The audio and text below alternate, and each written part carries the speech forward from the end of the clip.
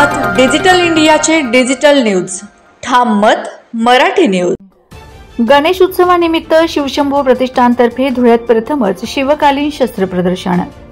धुळे शहरातील दत्त मंदिर परिसरात असलेल्या विद्यानगर येथील शिवशंभू प्रतिष्ठानतर्फे दत्त मंदिर चौकात यंदा प्रथमच गणेश उत्सव साजरा केला जात आहे। या उपक्रमात विविध कार्यक्रम आयोजित केले आहेत।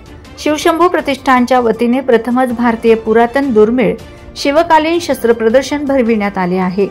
या प्रदर्शनात 250 पेक्षा अधिक शस्त्र व साहित्य प्रदर्शित केले असल्याची माहिती शिवशंभू प्रतिष्ठानचे अध्यक्ष मोहित देसले यांनी यावेळी दिली।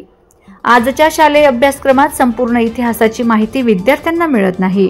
प्रदर्शनामुळे विद्यार्थ्यांना शस्त्रांची माहिती मिळेल, छत्रपती शिवाजी महाराजांचा इतिहास माहित व्हावा आणि त्या काळात वापरली जाणारी शस्त्र कशी होती हे पाहता यावे या उद्देशाने शिवशंभू प्रतिष्ठानच्या वतीने शस्त्र प्रदर्शनाचे आयोजन केले असल्याची माहिती आयोजकांनी यावेळी दिली आहे। ठाम मत मराठी न्यूज साठी ऋषिकेश सोनवणे, धुळे। सर्वप्रथम जय श्रीराम। आमचे हिंदू धर्मयोद्धा आमदार अनुपभाई अग्रवाल यांच्या संकल्पनेतून दत्त मंदिर चौकामध्ये श्री शंभू प्रतिष्ठान धुळे शहर अध्यक्ष मोहित नरेश देसले मी स्वतः आम्ही दत्त मंदिर चौकामध्ये गणेशोत्सवानिमित्त गणपती महाराज विजयमान केले आहे। या निमित्ताने आम्ही इतिहासकालीन शस्त्र प्रदर्शन हे ठेवले आहे। शस्त्राची संख्या ही 250+ आहे। सायंकाळी आम्ही पावनखिंडी ठेवला आहे, जेणेकरून इतिहासाची उजळणी ही व्हावी, शस्त्रांची उजळणी व्हावी। लहान मुलांपासून तर वृद्धांपर्यंत, शालेय विद्यार्थ्यांपर्यंत घरोघरामध्ये इतिहास पोहोचवण्यासाठी आमचा संकल्पना आहे।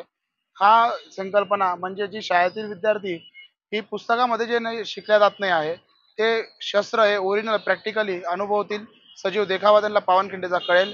जे इतिहास पुस्तकात समजत नाही आहे तो विद्यार्थ्यांना प्रॅक्टिकली इथे नॉलेज देण्यासाठी आमचे स्पार्क फाउंडेशनचे मित्र हे सुद्धा इथे अवेलेबल आहेत। 10 लोकांची टीम आहे। हे इंडिव्हिज्युअली प्रत्येक लोकांना प्रत्येक शस्त्राचा प्रत्येक माहिती ही इंडिव्हिज्युअली प्रत्येकाला देतात व या सगळ्या गोष्टीसाठी आपण धुळे तमाम जनतेने, धुळे ग्रामीण जनतेने यावं व शस्त्रांचा प्रदर्शनाचा अभ्यास करावा व पावनखिंडीचा देखावा बघावा।